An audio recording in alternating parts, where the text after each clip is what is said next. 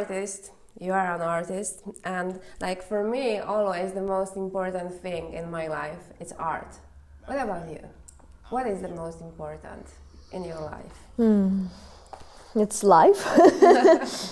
You know, I don't see the difference between life and art because it's one comes from another one and they're in interconnection, you know, so just like we were talking before the interview, you know, like life is not always like nice, you know, and sweet, but so art is not always nice. Art is not always nice and sweet neither, you know, so for me art is reflection of life and it's a tool to work through life, you know.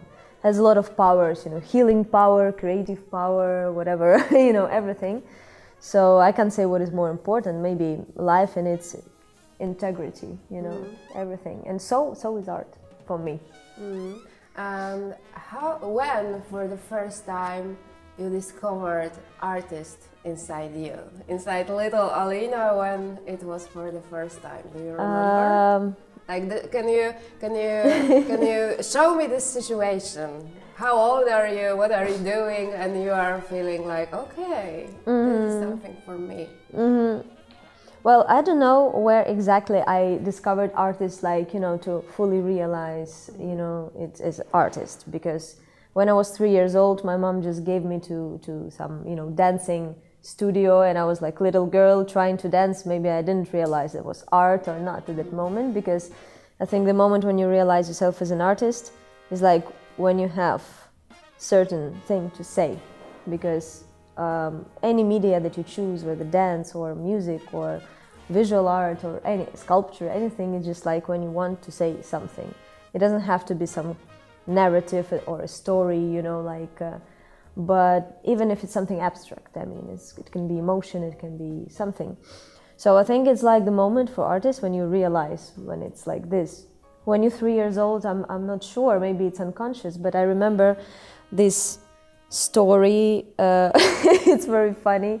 I'm telling this to people and they laugh a lot because it's like when I started dancing, you know, my mom brought me to we called it cultural house, you know, something, maybe you have something similar in Poland. There was this, in the center of Kiev, there was this center where they used to have classes of choreography for children.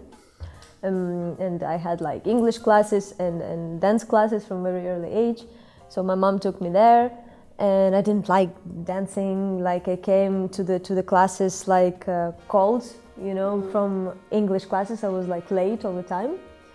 And they were doing something and I was missing part of it, and I was like, you know, getting mad all the time. And I remember this as a little kid, which is already a strong experience, you know. And then they were like, okay, we're having this, you know, show of the course, of the class for children. And they asked us, you know, to dance as if we were a chicken. And you know, like chicken. You are a chicken. Yeah, from the beginning, I was a chicken. No, I'm not a chicken, but I was acting a chicken, and we had these hats, you know, like, and my godmother sewed me like this thing, you know, on top, everything. And I was like, what the hell is that? And as I was the smallest always in the group, like they told me like, and you have to drag behind, like everybody goes forward and you have to drag behind.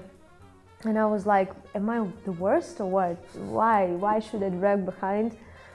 And then I realized it was like kind of solo that they asked me to do, you know, like because everybody goes and I drag and I have to dance something, you know. So it was a very big confusion for me, this beginning of dance path.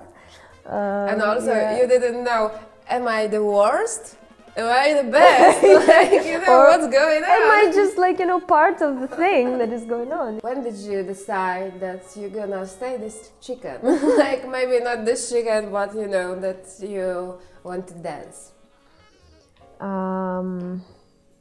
I didn't even remember that I was actually deciding that. I think just life brought me there by some flow, you know.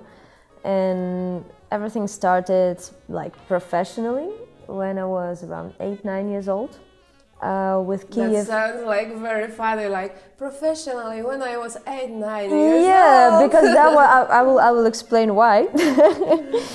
Another chicken? yeah, because there was this studio and it's still there in school. It's called A6 Ballet. that were my teachers that taught me, you know, this professionalism in dance world.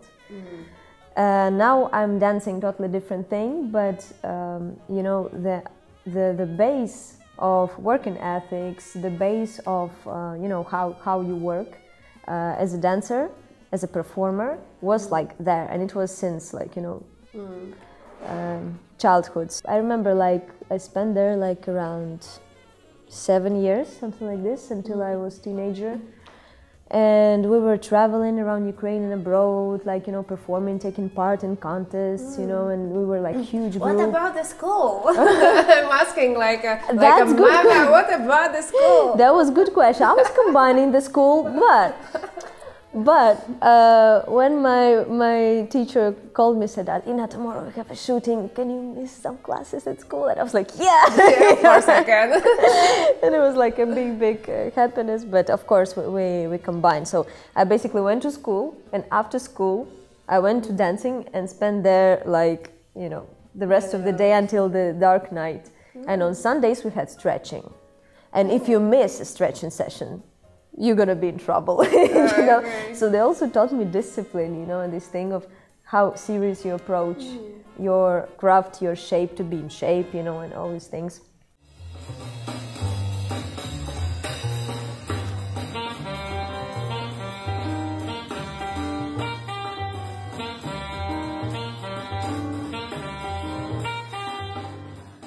Let's go back to the chicken. I want to ask you, do you remember your first, like, very strong feeling when you were dancing? This like when you, if you had that kind of like very strong emotion, like I have sometimes when I'm singing that I like completely, I don't remember that I'm on the earth, and I just feel like I'm connected with the universe, and I'm singing when I'm just closing my eyes, and I'm just like, I don't even think about like singing. I'm like, you know, like I'm not here. Do you remember that kind of, maybe not that kind, but something? Yeah, I don't remember the first. Actually, I'm not really good with first time in dancing thing, because because I have this feeling that dance was there always. It's just like I don't remember myself not dancing in my life. So that's why for me it's like there were some certain discoveries on the way, which I clearly remember first times. But this emotion that you're referring to, this feeling, is definitely this. And I think that actually when you are performing or practicing, I mean, if it's not a technical practice, like now I'm practicing my spins, so I have to be like, you know, very boring and technical and do it as many times as I can. But when I practice, for example, improvisation, because improvisation is also a skill that needs to be practiced, like skill of spontaneity, if I pronounce it correct, is also a skill, and as any skill it has to be practiced. So I think when I'm performing or practicing like this, actually the less I remember from the moment when I was doing something, the better is the dance. And I tested it because I was filming myself, you know, just put the camera, film myself, and I watch later. And sometimes it gives interesting results, because I finish learning from myself, because I just let it, you know, one thing to let go is very difficult. What I noticed, like by teaching people many years, also by going through this process myself, sometimes we're too mental, you know, like we are too here, and sometimes to let this knowledge just go through your body and just let go and see how body surprises you. Because body can remember everything. Exactly. It's everything, like, you know, already in your body, but you are putting this on practice. Yeah, and it's very important to be in connection with the body and just trust it, because actually body sometimes it's smarter than you know, because it remembers everything, and body cannot lie. This is the thing, like words can lie, body cannot lie. Just by the way you move your finger, you know, the way you sit, you cannot lie. From where is your movement? From where you are taking inspiration? What is, like, you know, what inspire you? Well, many things, many movers as well as non-movers. Actually, inspiration comes from everywhere in life. You know, it's like I can see beautiful color of a jacket, or I don't know, something on the floor, or weather. This color? And yes, Yeah, you, it's like, it's not that I will dance this color, but if I use this in my imagination, maybe it will bring a new movement. And nobody knows in the end what's going on in my mind. You know, so I can imagine things and I can dance, and what is more important, the idea or the result. Yeah, so you kind of get inspired from everywhere, and then it transforms into movement. Music is basically also non-dance inspiration to my dance. And you know, like not the dancing music like disco or something. I love to go to the raves and groove, you know, but when I'm working on my style, it's something sophisticated, you know. It's like non-dancing music is my favorite music to dance to. Okay. Because interesting. Yeah, it wasn't written for dancing, but nobody told you that you can develop your awareness and your knowledge and your craft, your intuition and everything to the level where you can actually be with that music as a dancer, as one more instrument, you name it. Yeah, that's very interesting. Yeah. Talk to me about your city. You're coming from Kiev. Tell me first about your Kiev when you were a little girl, when you grow up in this city. Tell me more about this city. Well, it's the best city in the world. No, Warsaw is the best. Kiev, you know, it's just my home, and I was growing there. I was born there the year when Ukraine became independent, 1991. So I never lived under the dictatorship, and I don't know what Soviet Union is, you know. But of course there was post-Soviet Union crisis. 90s were hard economically, and everybody was struggling. In last 10 years, culture in Ukraine was like, you know, booming, and people there who are just, you know, humanists, who are pushing the culture forward, and music, contemporary art, everything, they're just big, big heroes for me, you know. And I'm living here like for 5 years in Barcelona. I was always going back and forth to Kiev, and every time I'm like, no, I'm booking flights to Kiev because there's gonna be my Jazz Festival or Brave Factory Festival. My fascination with Kiev before the war, it's not because now it's war and I'm like in a sentimental mood, but you know, it's always been, I was always proud, although I made my decision to move here. And so why did you move here? Because in my area, in my field, what I'm doing, I was looking for opportunities and for you know, I wanted to travel the world and learn to become a better artist, to become a better dancer.